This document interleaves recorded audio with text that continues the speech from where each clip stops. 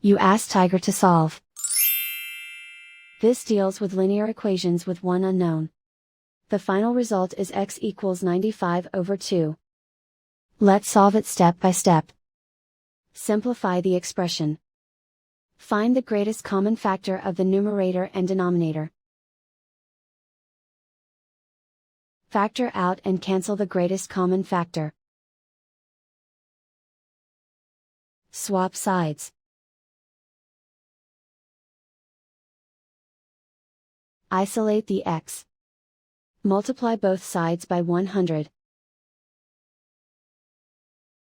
Group like terms. Multiply the coefficients. Simplify the fraction. Multiply the fractions. Simplify the arithmetic.